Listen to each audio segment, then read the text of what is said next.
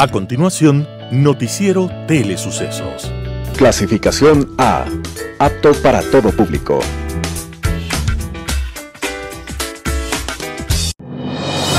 Inicie el día bien informado. El mejor noticiero de la mañana informando para usted. Noticiero Telesucesos. Primera parte del noticiero Telesucesos con las noticias más importantes del día. Estimados televidentes, bienvenidos a una emisión más de su noticiero Telesucesos. Un día como hoy. Una mañana se cometió un crimen en un departamento londinense. La policía había llegado a la escena, pero no tenía nada claro. En ese momento apareció un visitante casual. Observó el lugar por un par de minutos y les dijo a los policías sorprendidos: Señores, el asesino es un hombre joven que mide más de 1,80 m. Calza unas botas toscas de puntera cuadrada. Debe ser de rostro rubicundo. Y tiene largas las uñas de la mano derecha. Los policías se quedaron en silencio, boquiabiertos, mientras el extraño visitante se daba la vuelta y los dejaba solos. El personaje era el famoso detective Sherlock Holmes, y era y sigue siendo, sin duda, el más famoso de todos los detectives en la historia de la literatura. Su creador era un médico con pocos pacientes y mucha inteligencia e imaginación, y aprovechaba sus obligatorios momentos de soledad en el consultorio para escribir novelas. El personaje central era el famoso detective, el hombre de mirada aguda y sagaz, el que veía siempre lo invisible, lo que escapaba a los demás. Aquel médico, Conan Doyle, padre de Sherlock Holmes, había nacido en Edimburgo y partió para siempre un día como hoy, 7 de julio de 1930. Sí, un día como hoy, Arthur Conan Doyle, en una novela que nunca hubiéramos querido leer, nos dejó el misterio de su partida y de su silencio eterno. Las principales noticias del día. Titulares. La Agencia Nacional de Tránsito adquirió 350.000 especies de licencias de conducir para todo el país. Compañía de Buses Victoria ha actualizado la tarifa de pasaje a 35 centavos de dólar. Esmeraldas, Orellana y Sucumbío son las provincias con menos vacunados. Reuniones paralelas por la Eurocopa, Copa América y Wimbledon serían los focos para contagios de COVID-19. Leonidas Issa anuncia acciones legales contra la posta. Daniel Salcedo Bonilla fue condenado a 13 años de cárcel por el delito de peculado. Renunció Pablo Celi, preso en la cárcel 4. 12 concejales se reunieron para delinear la transición de autoridad en el municipio de Quito. Este miércoles 7 de julio de 2021 arranca la inscripción para el examen Transformar de ingreso a la universidad. Nuevas medidas de aforo permitido en Quito para actividades económicas. En el segmento de salud, relaciones afectivas, los editoriales serán de Monseñor Julio Parrilla, de Héroes y Villanos, Martín Payares, Don Nasa, Estafa con aires de Salvador, Alberto Dajic, Don Nasa, José Hernández, También TC se salió de madre, Oscar Vera, La vida de los otros y Vicente Albornoz, Deshaciendo entuertos. Noticias del día con Carla Sánchez. La ANT adquirió 350.000 especies de licencias de conducir para todo el país. El director de la Agencia Nacional de Tránsito, ANT, Adrián Castro, adquirió 350.000 especies de licencias de conducir a escala nacional. Castro confirmó que luego de asumir su cargo el 8 de junio de 2021, comprobó que las bodegas de especies de licencias estaban vacías. Teníamos un pequeño número de licencias que servían máximo para 2 semanas. Por eso decidimos declarar emergencia a nivel institucional. La compra de las especies se realizó al Instituto Geográfico Militar.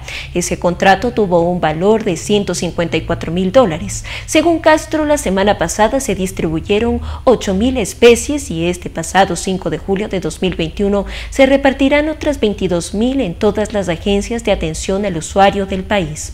Además, la entidad aseguró que se incluirá a este rubro en la planificación anual para evitar un nuevo desabastecimiento que perjudique la atención al público. Compañía de Buses Victoria ha actualizado la tarifa del pasaje a 35 centavos. Los buses de la Compañía Victoria comenzarán a cobrar 35 centavos como parte de la actualización de la tarifa del pasaje. La Secretaría de Movilidad del municipio informó que la firma ha cumplido con los estándares mínimos que exige el manual para la implementación de parámetros de calidad de servicio. La sede de esa empresa, ubicada en el sector de San Bartolo, al sur de Quito, los técnicos de esa entidad inspeccionaron las unidades y verificaron que cuentan con equipos como GPS, cámaras de monitoreo de la flota, control de aforo, seguridad de pasajeros, entre otros. Se comprobó que la operadora trabaja con una base centralizada de monitoreo en línea que se enlaza al sistema de control de la Secretaría de Movilidad, cuya plataforma permite recoger las incidencias que reportan los buses durante los trayectos. Luis Musso, presidente de la Compañía Victoria, informó que la nueva tecnología ayuda a las 65 unidades que integran su flota y cubren las rutas Colón-Camal, Oriente Quiteño-La Gasca. Esmeraldas, Orellana y Sucumbío son las provincias con menos vacunados. El ritmo de vacunación contra la COVID-19 no es igual en todas las provincias. Mientras en Galápagos el 91,3% de la población ya cuenta con las 2 dosis de la vacuna, en Esmeraldas solo el 5,6% de sus habitantes tienen las 2 dosis y el 14,7% la primera. Estos niveles hacen que Esmeraldas se convierta en la provincia con el ritmo de inmunización más lento. En Orellana tampoco avanza, pues apenas el 7,02% de la población se ha vacunado con 2 dosis y el 15,6% con una. El tercer lugar se lo lleva Sucumbíos, con el 6,33% de la población con 2 dosis y el 17,63% con una. La ministra de Salud, Jimena Garzón, dijo que en estos territorios existe desinformación y por ende miedo a la vacunación. Eri Morales, director de Distrital de Salud en Esmeraldas, explica que las futuras madres tienen miedo de que ocurra alguna afectación al feto y por ello no acuden a inmunizarse contra la COVID-19. Esto pese a que el Ministerio de Salud ha detallado que no existe evidencia científica que demuestre riesgo alguno. En el caso de las provincias de la Amazonía existe un conflicto cultural, pues existen comunidades donde prima la medicina ancestral, lo que disminuye la confianza a las vacunas. Reuniones paralelas por la Eurocopa, Copa América y Wimbledon serían los focos para contagios de COVID-19.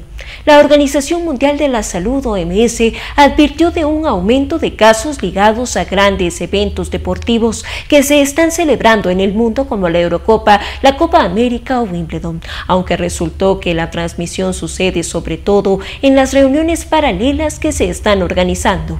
Todos hemos visto las imágenes de las zonas de fans, las personas celebrando en las calles, fuera de los estadios, y esto es un riesgo masivo, alertó la responsable técnica de la Organización para la Pandemia, María Van Beekron, en un encuentro con internautas en redes sociales. Ella y el director de emergencias sanitarias de la OMS, Mike Ryan, destacaron que el problema no son los eventos oficiales donde las personas mantienen la distancia de seguridad, hay aforo limitado en los estadios y se han requerido pruebas de diagnóstico o certificados de vacunación.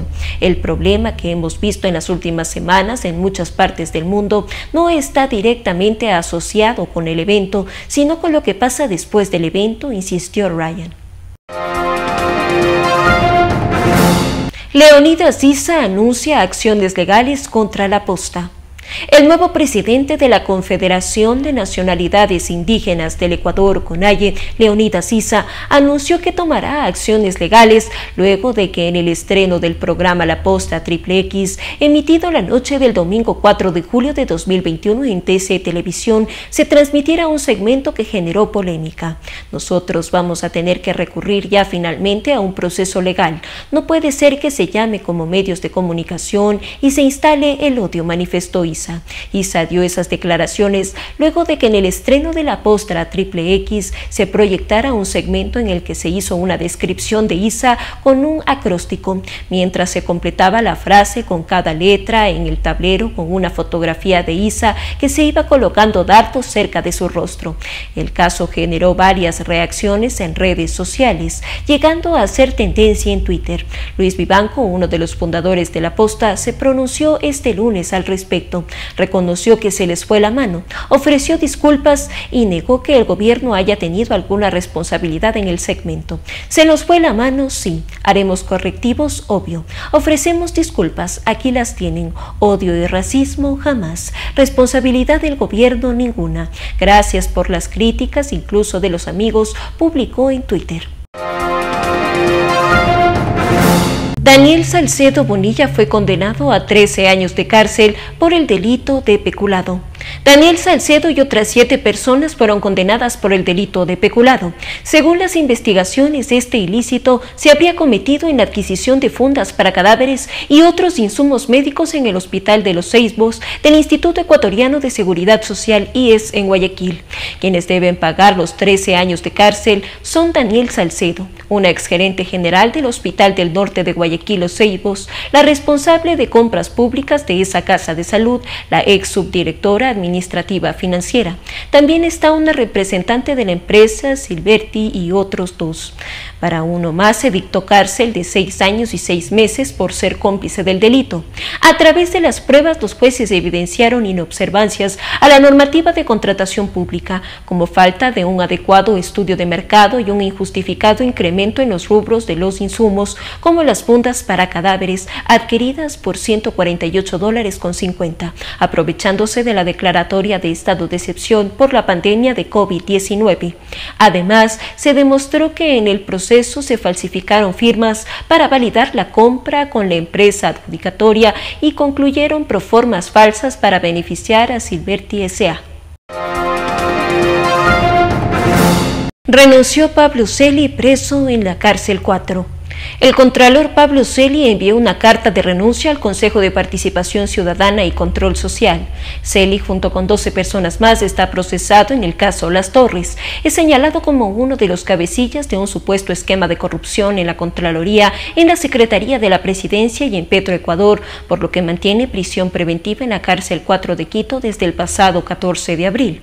La renuncia tiene como objetivo principal salvaguardar la institucionalidad de la Contraloría y proteger los derechos de los servidores de esa entidad que ya han vivido 2 allanamientos en medio del proceso penal.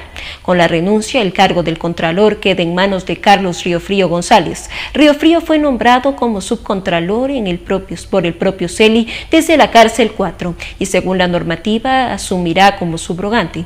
Celi aseguró que con su renuncia deja en manos del Consejo de Participación y Control Social la adopción de las decisiones que considere necesarias para precautelar la institucionalidad de la Contraloría. El Consejo de Participación y Control Social solicitó a la Asamblea Nacional interpretar la ley de la Contraloría. El objetivo es aclarar cómo debe realizarse el proceso de subrogación del Contralor ante la ausencia del titular, ya que el nombramiento del nuevo titular tomará entre 4 y 6 meses.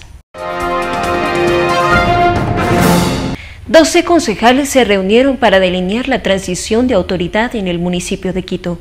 12 concejales de la oposición a la gestión de Jorge Yunda mantuvieron una primera reunión de trabajo. Tras desconocer la convocatoria hecha por el alcalde, discutieron lo que pasará una vez que Santiago Guarderas asuma la alcaldía. El escenario de la primera reunión fue la sala de sesiones del Consejo Metropolitano. Guarderas presidió la reunión. El primer paso fue reiterar la sentencia emitida por el Tribunal Contencioso Electoral TCE.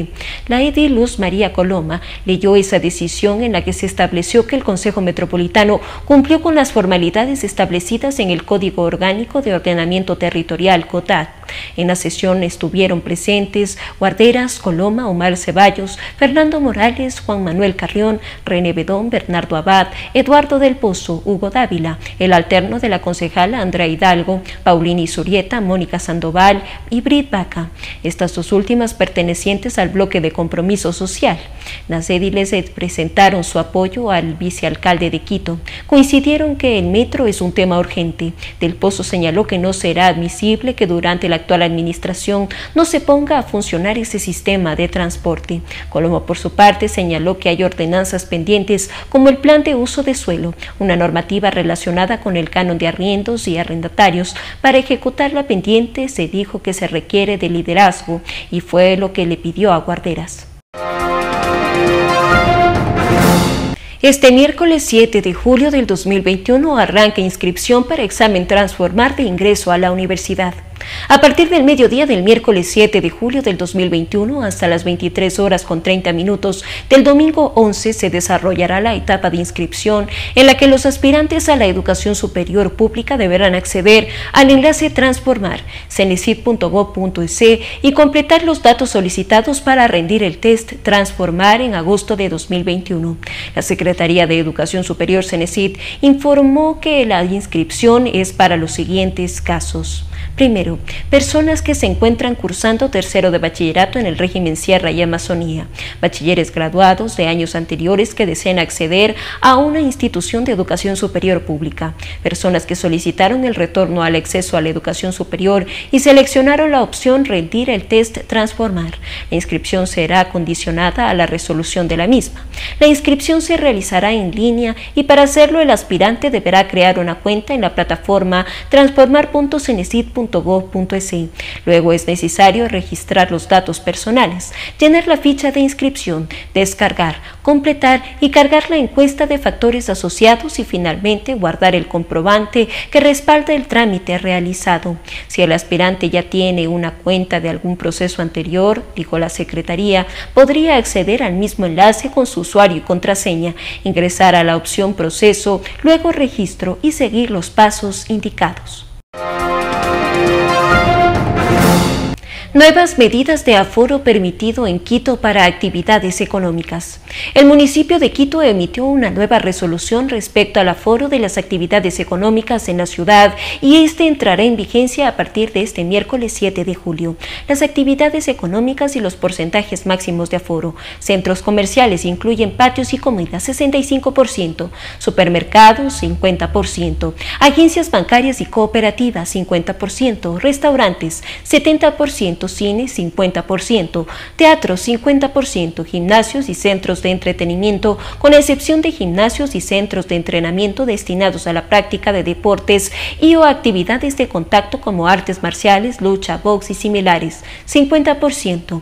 Además, los aforos respecto a auditorios, centros de convenciones, salones de alojamientos turísticos, salas de recepciones, banquetes, que se cambian de acuerdo al tipo de evento, interior de eventos corporativos y académicos 50%, exterior, eventos corporativos y académicos 70%, interior, eventos sociales 40%, exterior, eventos sociales 50%.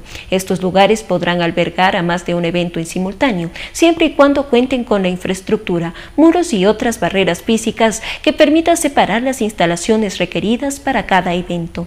Además, se ratificó la suspensión temporal de licencias metropolitanas únicas para el ejercicio de actividades económicas para las siguientes categorías: bares, discotecas, centros de diversión nocturna, centros de tolerancia y similares, gimnasios, específicamente aquellos destinados a la práctica de deportes y o actividades de contacto como artes marciales, lucha, box y similares, centros de entretenimiento que estén destinados a la práctica de deportes y o actividades de contacto como artes marciales, lucha, box y similares.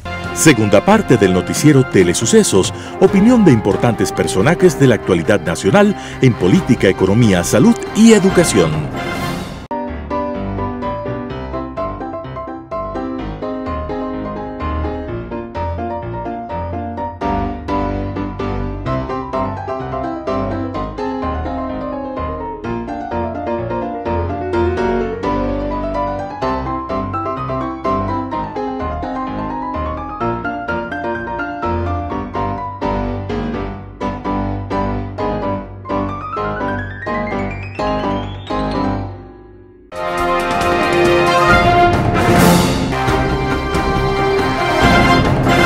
Ahora vamos a abordar los temas vinculados con las relaciones de pareja. ¿Por qué hay parejas que logran solventar esta situación, que logran salir adelante y otras no? Eso tiene que ver con algunos componentes biológicos y también con componentes de orden cultural y de orden social. Partamos diciendo entonces, o tratando de definir entonces, ¿qué es una relación de pareja? ¿A qué nos referimos cuando hablamos de relaciones de pareja? Y podemos decir que una relación de pareja es un vínculo afectivo que se forma entre dos personas. Este vínculo afectivo va a tener y va a atravesar por diferentes etapas, desde una etapa de gusto, de atracción hacia la otra persona, hacia una etapa en donde se va consolidando de alguna manera más la relación, puede llevar al noviazgo y después a un compromiso mayor, que implicará hasta hace algunos años atrás únicamente lo que tenía que ver con el matrimonio como tal, y ahora también estas nuevas formas de entender la vida de pareja como una cohabitación sin necesariamente que esté mediado por el matrimonio, pero sí con ese compromiso de llevarlo a cabo. Y bueno, definitivamente las relaciones de pareja ha sido algo que durante muchísimos años ha tenido su historia. Miren ustedes que ya desde hace más de 4000 años antes de Cristo, en la civilización sumeria, se encontraron algunas imágenes y algunas frases de tipo romántico. Eso nos va dando cuenta de que estas relaciones han sido de interés a lo largo de toda la historia de la humanidad. Pero en muchos de los años previos a que la psicología empiece también a estudiar sobre este ámbito, se daba énfasis a las relaciones de pareja más bien desde el punto de vista de este amor idealizado, desde el punto de vista filosófico, de lo que implicaba el estar enamorado y el vivir en una relación de pareja. Pero es a finales del siglo pasado prácticamente cuando la psicología empezó a estudiar también este proceso y a tratar de explicar cómo se llevaba a cabo. Y esto no solamente ya desde el punto de vista psicológico, sino también de la mano con la biología y las neurociencias que han permitido también explicar este proceso. Entonces, nosotros hablamos y los autores hacen referencia a que existen algunos componentes que tienen que ver con esta relación de pareja. Son 3 componentes que tienen básicamente una connotación social y que son el compromiso, el romance y la identidad. Y un componente que tiene netamente una connotación biológica. Y vamos a analizar por qué. A este componente los autores le denominan como el amor romántico, pero vamos a ir analizando a qué nos referimos con ese término. Entonces surge una pregunta. ¿Es lo mismo el amor que la relación de pareja? Con lo que les acabo de mencionar, definitivamente no. No es lo mismo. Cuando hablamos de este amor que está vinculado con la biología, entonces nos estamos refiriendo específicamente a esa necesidad que tiene el ser humano por acercarse a otra persona de su especie. Y la relación de pareja implica esos componentes culturales que habíamos mencionado hace un momento, que son el compromiso, la intimidad, y que vamos a irlos profundizando más adelante. Entendamos entonces primero a qué nos referimos cuando hablamos de este componente biológico del amor. Y ustedes ven en esta imagen, yo he colocado esta palabra, la química del amor. Y es que definitivamente es en nuestro cerebro donde se van produciendo ciertos neurotransmisores que nos hacen sentir bien en compañía de la otra persona y son los que generan justamente esta necesidad de vínculo. Pero ese amor inicial, esa atracción, podríamos decir, ese amor biológico del que estamos haciendo referencia, no es algo exclusivamente de los seres humanos, es algo que compartimos con los primates en general e inclusive con algunas aves. ¿Y qué implica estos cambios o esta situación que se va dando a nivel del cerebro? Implica que la atracción hacia otra persona o hacia otro ser de la misma especie tiene 3 componentes importantes. Por un lado, la atracción sexual, que va a llevar justamente a la reproducción y finalmente al mantenerse para la cría, para el cuidado, para la atención de las crías que vendrán. Entonces, esto es netamente biológico. Inclusive, y hay estudios muy interesantes al respecto que van dando cuenta cómo algunos neurotransmisores entran en juego tanto en los machos como en las hembras para mantener esa monogamia o no en estas interrelaciones.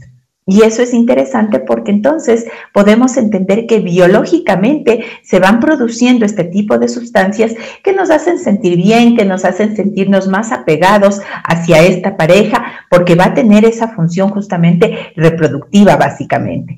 Y también hablamos, y como les decía, de estos estudios que podemos encontrar que están vinculados con la monogamia, con la infidelidad, inclusive o con la promiscuidad en especies animales, que van dando cuenta de cómo varía eso al interior del cerebro. Estos estudios que se han hecho con algunas especies animales dan cuenta también de que si se estimulan ciertos neurotransmisores, se hicieron experimentos con ratas y se pudo observar que aquellas ratas que tenían comportamientos monogámicos, es decir, de una sola pareja, cambiaban hacia comportamientos con múltiples parejas y viceversa, justamente por la influencia de estos neurotransmisores que les estoy mencionando. Entonces, en ese sentido, estamos hablando de que este aspecto tiene una vinculación directa con lo biológico y eso depende de cada persona, de cómo esa persona va generando estos neurotransmisores y de cómo se va vinculando en esas atracciones que va teniendo hacia los demás. Pero si nosotros limitaríamos a la relación de pareja únicamente a estos aspectos, entonces estaríamos supeditándola necesariamente a esta parte química, a esta parte biológica, pero la relación de pareja va mucho más allá. La relación de pareja implica estos tres componentes: la intimidad, el compromiso y el romance. Estos componentes fueron descritos por algunos autores, tal vez con ciertas variaciones, y cómo esa mezcla de estos tres componentes iba determinando diferentes tipos de amor o de vínculos que se daban entre las personas, entre las parejas. Stenberg es uno de los autores clásicos que habla de este triángulo del amor que implica estos tres aspectos. Pero yo les decía cuando empezábamos esta charla que cuando nosotros hablamos de intimidad, hablamos de compromiso y hablamos de romance, son aspectos que están vinculados con la cultura, con cómo las parejas se van interrelacionando, cómo se van formando y estableciendo en función de lo que la sociedad nos va dando, nos ha ido entregando como modelos en este proceso. Esos aspectos, muchos de ellos, son típicos de nuestra sociedad occidental y necesitamos considerar a qué se refiere. ¿A qué nos referimos cuando hablamos de intimidad?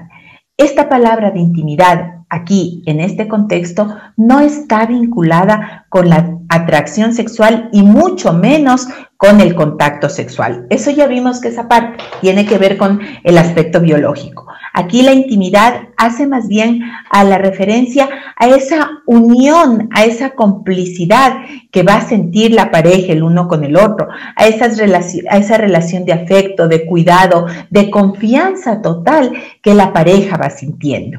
Ese es un componente muy importante para que la relación pueda irse manteniendo a lo largo del tiempo, porque significa que la pareja se está construyendo juntos, que van formando a lo largo del tiempo una unidad entre ellos que les permite sentir esa confianza, que les permite compartir intereses en común, y eso ayuda a mantener esta relación de pareja. Otro de los aspectos importantes de los que vamos a hablar también tiene relación con el compromiso.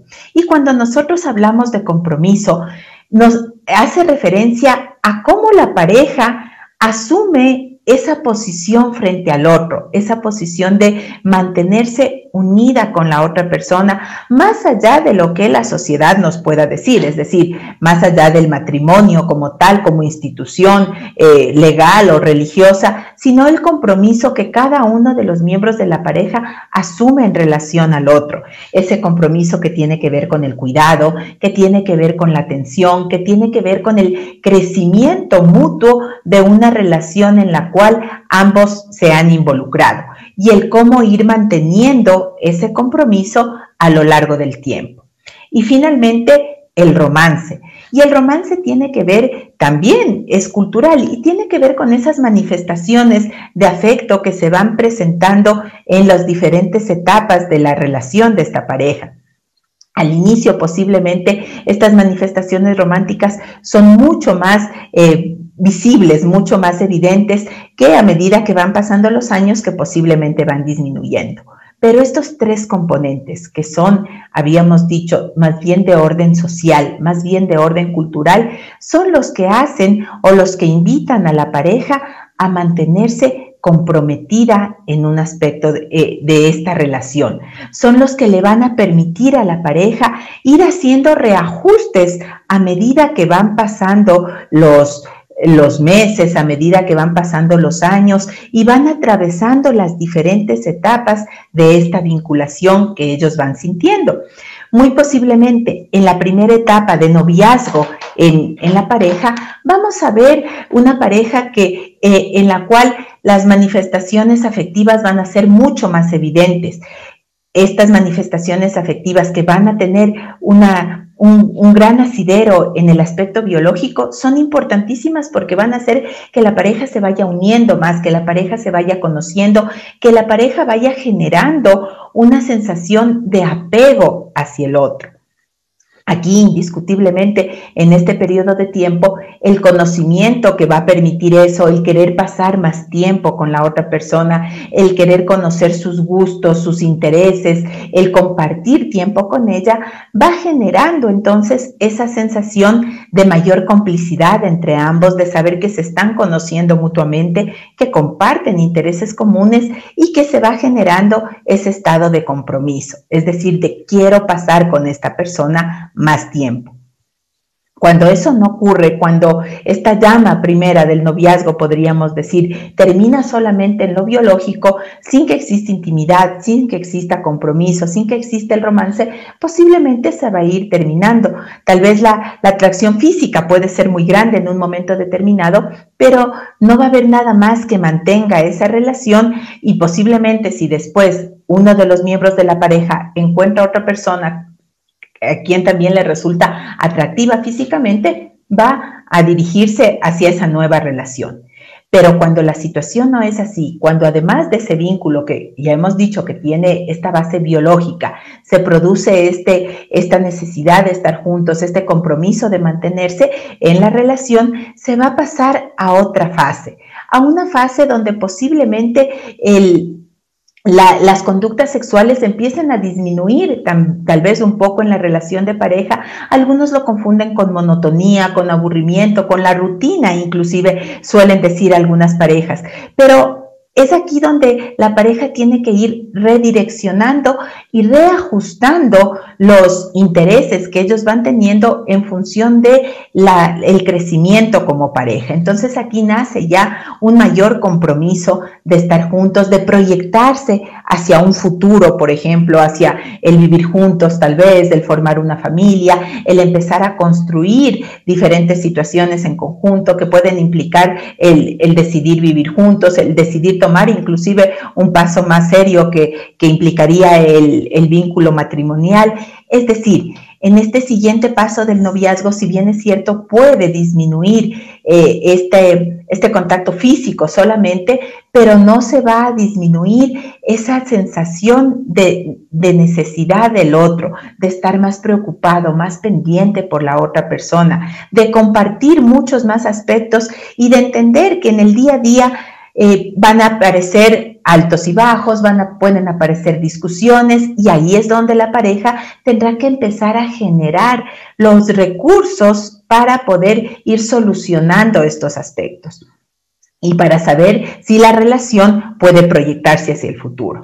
También muchas de las investigaciones mencionan que la pareja permanece en ese estado de enamoramiento biológico, digamos así, alrededor de 3 o 4 años. Es el máximo de enamoramiento, pero después el cuerpo, el organismo necesita empezar a hacer ciertos reajustes y ahí es donde justamente se prueba si es que la pareja decide mantenerse en ese corazón con 4 partes que ustedes veían en la imagen, en la intimidad, en el compromiso, en el romance y también obviamente en la atracción sexual, en la procreación y en la crianza de los hijos, o si definitivamente la pareja decide alejarse de esta situación. Editorial. De héroes y villanos, por Monseñor Julio Parrilla, de El Comercio.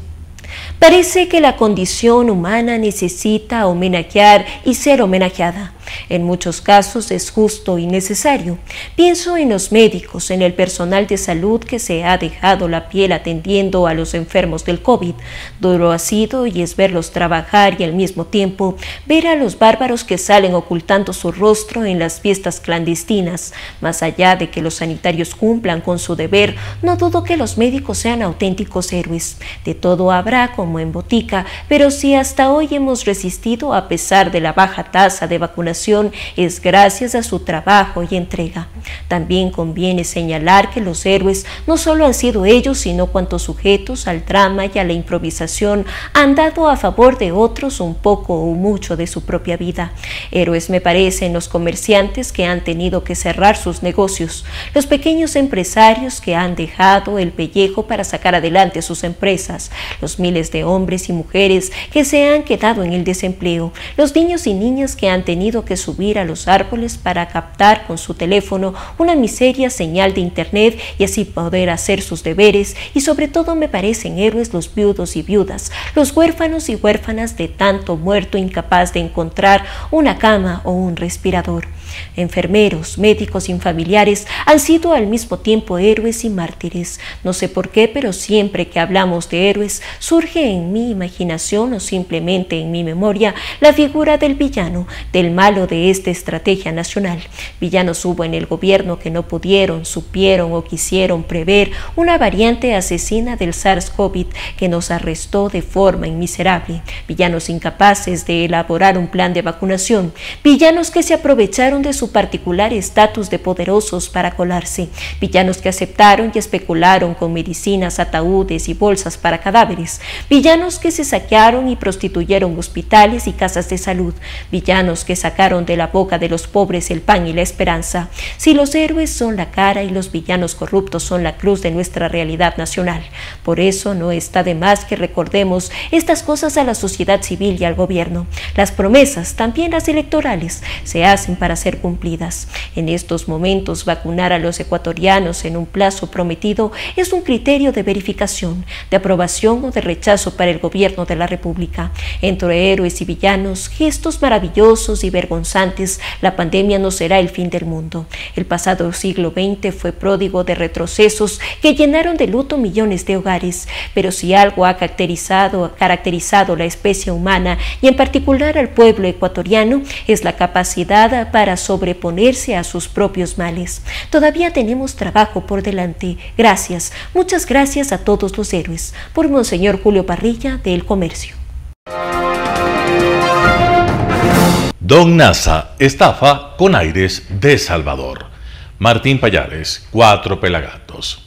Dile no a la prensa corrupta, dile no a los atrasapueblos. Tu gente te quiere, tu gente te apoya. Big Money, la empresa que ayuda a su pueblo. Así reza la letra de una de las 2 canciones que hacen parte de los esfuerzos desplegados en Quevedo para defender a Miguel Ángel Nazareno Castillo, el dueño de Big Money. Ese es el negocio financiero evidentemente ilegal y fraudulento que ha convulsionado esa ciudad de la provincia de Los Ríos.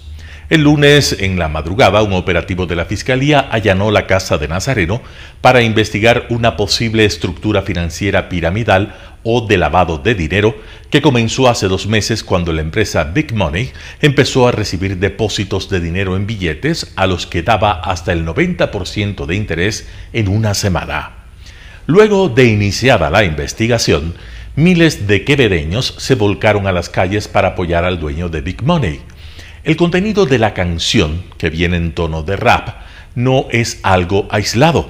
Se inscribe en un discurso exculpatorio y legitimador de Nazareno que se repite en los mensajes: el rechazo a la prensa, la queja por el abandono del Estado, la demonización de los políticos, el nacionalismo y la idea religiosa de la redención de los más humildes, que va atada al nombre del protagonista, Nazareno. Si se observan los argumentos y mensajes que ha sostenido el dueño de Big Money, así como en los que defienden a este hombre en las calles, hay una línea argumental muy clara. Nazareno es un hombre que proviene de las entrañas del pueblo, que tiene una misión redentora y que ha llegado a salvar al desdichado pueblo de Quevedo, y por eso el Estado, los banqueros y los políticos lo persiguen. Para quienes han salido a defenderlo porque creen en él y le han entregado su dinero, Don Nazar representa la reactivación económica y la bondad, mientras que las autoridades, la clase política, los periodistas y los banqueros son las fuerzas que le impiden trabajar. Todo esto a pesar de que, aparentemente, algunos políticos invirtieron su dinero en Big Money. Hoy apareció, por ejemplo, un recibo de $220.000 entregados por el asambleísta del Movimiento Ecuatoriano Unido, Marco Troya, quien fue prefecto del correísmo en Los Ríos y luego su secretario del Agua en el gobierno de Lenín Moreno. Número 1. La salvación de los humildes. Porque lleva el apellido desde antes del estallido del escándalo, lo cierto es que lo que Nazareno calza en la imagen que proyecta o que pretende proyectar, la de un enviado por la providencia para salvar a su pueblo. Hay un video que él puso en su cuenta de Facebook en la que visita a Adela Santana, una joven humilde y una mujer a la que le regala una lavadora, un televisor, un colchón y una canasta de alimentos. Además, le ofrece que al día siguiente le enviará a su equipo técnico para que le ayuden con la construcción de su casa. Dios mandó a este hombre para que nos salve, dice Santana sollozando de la emoción por el gesto de Nazareno, mientras en la pared del fondo aparece un crucifijo que domina la escena. Número 2. Banqueros, Estado y políticos. En el discurso expiatorio de Nazareno hay un grupo de enemigos que lo persiguen. Los banqueros corruptos no quieren dejar trabajar.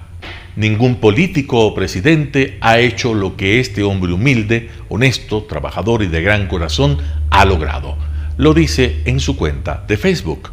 De hecho, una multitud de partidarios rodearon la sucursal del Banco Pichincha en Quevedo, amenazándola con atacarla por considerar que ese banco está tras las acciones legales en contra de Big Money.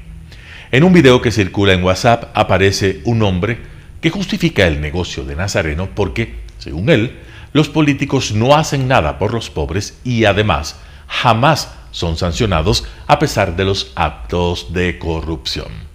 Según él, Nazareno ha ayudado a la gente pobre y ha reactivado la economía de Quevedo, y menciona al contralor Pablo Celi, a los asambleístas de la provincia y al prefecto, y los acusa de haberse enriquecido con la política. El argumento de que todo se justifica porque la clase política ha traicionado a su pueblo está presente en casi todos los mensajes. El negrito es humilde, los políticos joden, el pueblo quiere trabajar, está dando alegría, él ayuda a los pobres mientras los bancos no dan créditos. Número 3. El nacionalismo. Miguel Ángel Nazareno no solo trata de proyectar la imagen del Redentor que llega a salvar a los más pobres y a reactivar la economía de Quevedo. También aparecen videos en los que regala alimentos o electrodomésticos, viste la camiseta de la selección ecuatoriana, la de rayas horizontales que estrenó en la Copa América, el mensaje es evidente. A él lo cobijan las causas comunes de todos los ecuatorianos. La persecución es en mi contra, dice con voz edulcorada, puesto la camiseta, como para enviar el mensaje de que en la realidad, en la persecución de la que dice ser víctima, están representados todos los ecuatorianos. El mensaje de Don Nasa, en definitiva, sigue el manido guión que han utilizado en las últimas décadas los políticos. He venido a salvar a los más pobres y los defiendo de sus verdaderos enemigos, que son los políticos de siempre, los banqueros y la prensa corrupta. Un mensaje cuyo objetivo, igual que el de muchos políticos de reciente cuño, es el de legitimar una estafa. Y por supuesto, Don Nasa no dice de dónde viene el dinero que le permite pagar 90% a los ambiciosos que quieren que se multipliquen sus billetes como si él produjera milagros. Martín Pallares, 4 Pelagatos. Don Nasa, por Alberto Daquic de El Universo. Cuando Charles Ponzi murió en Río de Janeiro, luego de haber estado en la cárcel en Canadá y 2 veces en los Estados Unidos, nunca imaginó que su famosa pirámide, que a precios de hoy fue una estafa de 300 millones, habría logrado, luego de que alguien como Barney Madoff genere 20.000 millones, la mayor de la historia. Y cuando Madoff murió, jamás habría pensado que alguien pudiera ofrecer 90% semanal de rendimiento y que esa oferta fuese creída por la gente. Después de todo, Madoff construyó una pirámide, pero sí tenía inversiones, pagaba rendimientos difíciles de creer, pero que rayaban en el campo de la duda. Don Nasa pagaba algo imposible de creer, pero nuestra gente le creyó. La tragedia de esa estafa tiene 2 elementos: dolor por los incautos que perdieron su dinero, sobre todo aquellos que son pobres, y reflexión profunda sobre la falta de conocimientos básicos de economía y finanzas que tiene nuestra población, y lo cual debe llevar a la revisión de que enseñemos en nuestros colegios.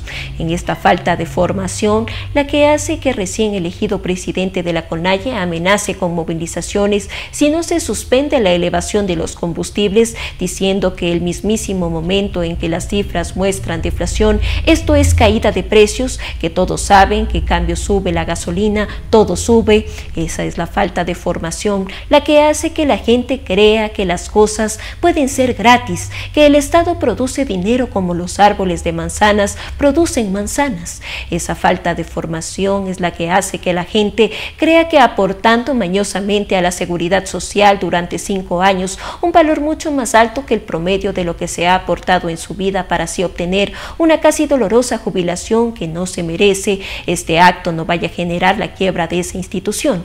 Esa es la falta de formación la que hace que crea que las tasas de interés no les debe fijar el mercado, sino los políticos por decreto.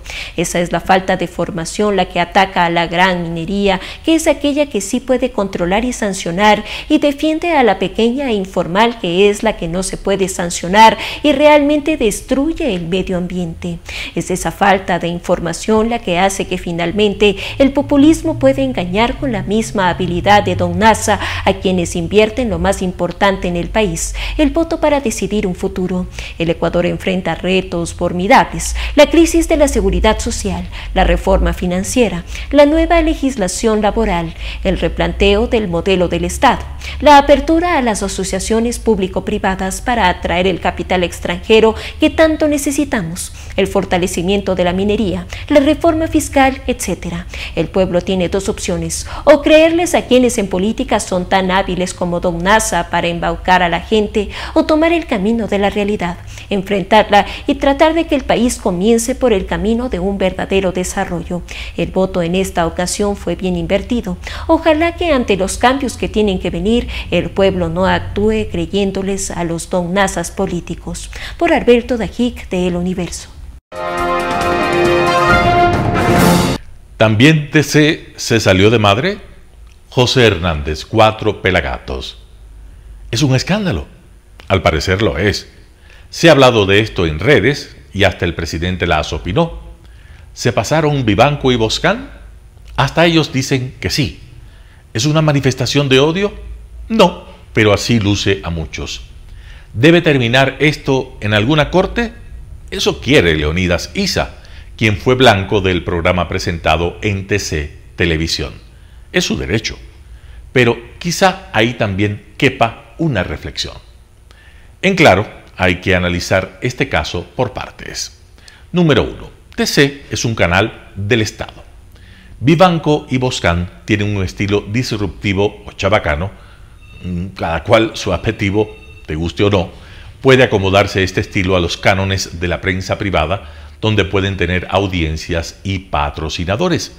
Pero ese estilo puede reñir con los cánones de la prensa pública que debería hacerse en los medios incautados que tiene el gobierno, que carece de ley y de un directorio que represente a la sociedad. Esta consideración puede condicionar la mirada que se tenga sobre este evento, porque una cosa es un medio privado, alternativo o no, y otra es un canal pagado con dineros públicos. Número 2. La responsabilidad de TC. Es evidente que al gobierno de Guillermo Lasso no se le puede endosar la responsabilidad de lo que se dijo y se hizo en ese programa contra el líder de la CONAIE, Leonidas Issa. De hecho, él y el secretario de Comunicación pusieron distancia y condenaron lo dicho por los periodistas de La Posta. Esta es una responsabilidad directa de TC. Este caso ocurre apenas 6 semanas después de posesionado el gobierno y sirve para recordar al presidente que es urgente que cumpla con la promesa de vender los medios incautados. Al margen de este evento, cabe recordar, como premisa general, que es imposible hacer periodismo o programas independientes en medios que dependen o son controlados por el gobierno, y que todo lo que allí se haga o se diga lo involucrará sin remedio. ¿Se violó la libertad de expresión? Este es el número 3.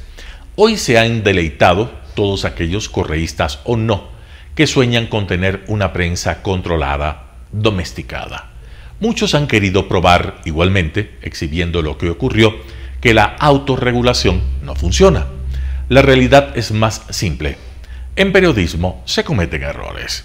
Y hasta en países con gran madurez democrática se señala, de vez en cuando, los excesos que pueden cometer los semanarios satíricos.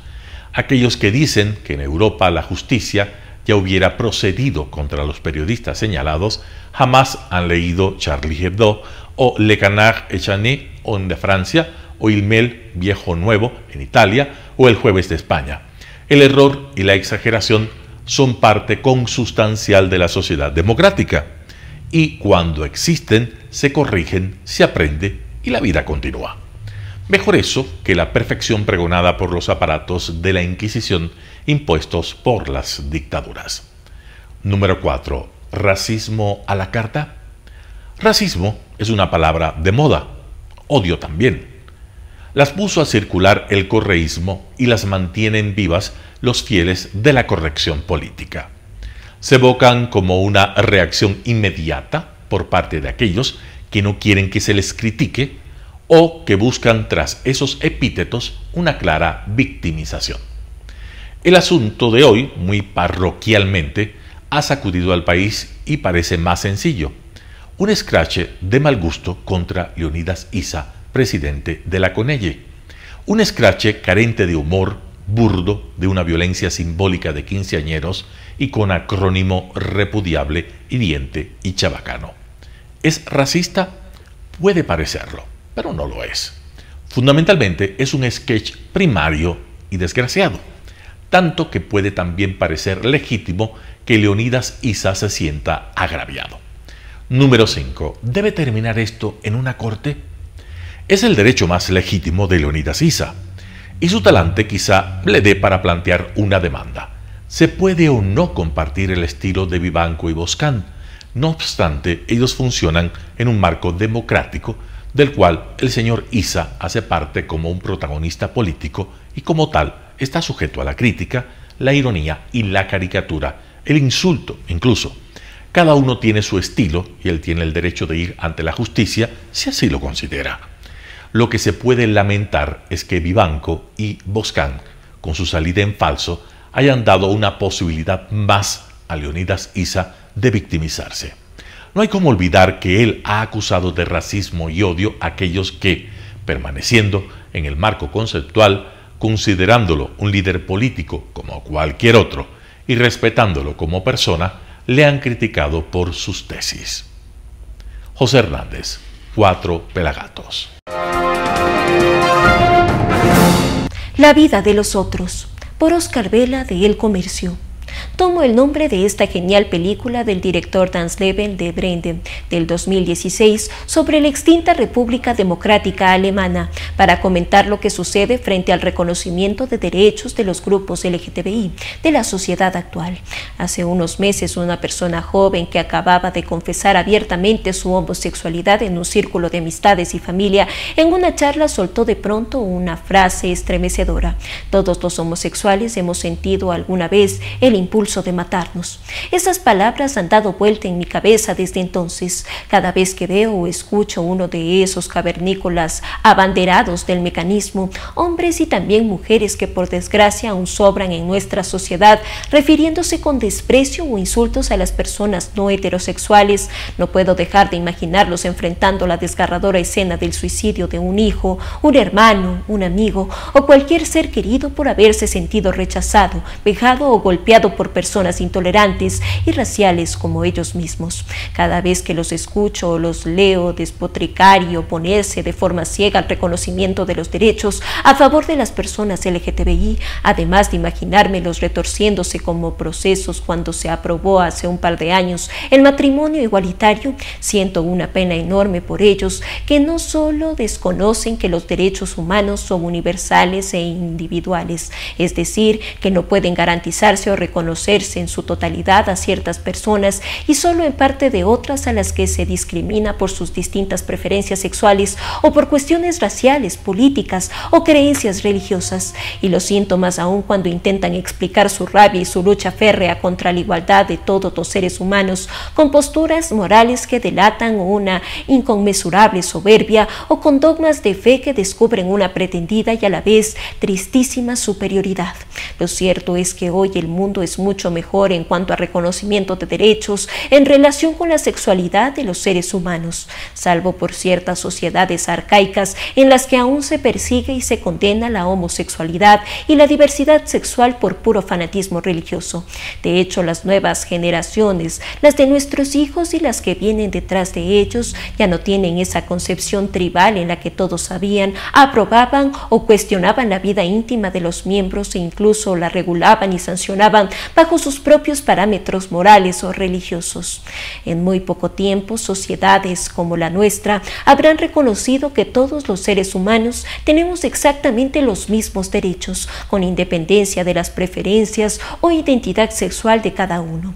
Y aunque unos pocos retrógrados intentarán aún oponerse, se verán acosados una vez más por sus propios demonios, por esos miedos ocultos. Ya nada podrá detener las nuevas generaciones que vivirán por fin sus vidas sin entrometerse y sobre todo respetando la vida de los otros. Por Oscar Vela de El Comercio. Deshaciendo entuertos, por Vicente Albornoz de El Comercio. Hace 4 años y 2 meses, en los últimos días del gobierno de Correa, el Banco Central aceptó un pago que no era otra cosa que un intento por disimular las malas prácticas de los 3 años anteriores. Ese supuesto pago fue revertido la semana pasada en un acto que debería verse como un paso importante hacia devolverle la institucionalidad monetaria al país, en un acto que deshace un daño producido en el gobierno antepasado, en algo que en palabras cervantinas podría llamarse deshacer un entuerto. El mal manejo de la central arrancó a finales del año 2014, cuando derogó la ley de trole y se le dio libertad para prestarle plata al gobierno. En cuestión de 2 años y medio, entre fines de 2014 y mayo de 2017, el BCE le prestó algo más de $5.000 millones a un gobierno insaciable que requería cada día más y más dinero para depilarlo a manos llenas de un fallido intento por mantener su popularidad alta.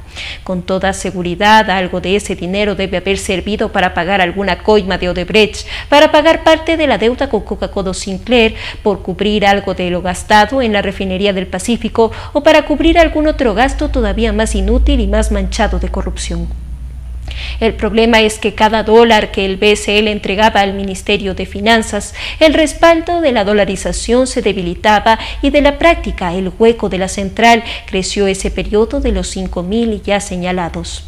Pero el 15 de mayo del 2017, para disimular en algo el tamaño de esa deuda, el gobierno pagó una parte con acciones de empresas públicas o se hizo una dación del pago. Así la deuda bajó a casi 2.400 millones de dólares. Pero los problemas en esa operación fueron varios. El principal es que el Banco Central lo que necesitaba para fortalecer su balance son dólares y no papeles de instituciones que, aunque pueden dar un importante servicio al país, no tienen un valor de mercado, es decir, sus acciones no se pueden vender en el caso de que la central necesite plata. El otro problema es que los bancos centrales no deberían ser dueños de empresas públicas porque eso está fuera de su función y de aquellas cosas que hacen bien. Afortunadamente, el gobierno de Lenín Moreno no le sacó dinero al central hasta se logró aprobar la ley para la defensa de la dolarización que obligó al gobierno a revertir ese pago. Por eso el Banco Central le devolvió las acciones al gobierno y a su vez el gobierno le dio bonos al central. Y esos bonos no solo en algún día deberán ser pagados, sino que tienen un valor de mercado al que podría recurrir si la central llega a necesitar plata. En resumen, un paso más hacia convertirnos en un país normal donde las deudas son deudas y nadie las quiera maquillar. Por Vicente Albornoz de El Comercio. Y así finalizamos una emisión más de su noticiero Telesucesos. Manténgase en la sintonía de nuestra programación y no olvide seguirnos por nuestras redes sociales. Nos encuentran en Facebook como Telesucesos, en Instagram como @telesucesos_, en Twitter como @telesucesos29, en YouTube como Telesucesos HD y también por nuestra página web www.telesucesos.net. Hasta la próxima. Lo mejor de la mañana informando para usted. Noticiero Telesucesos.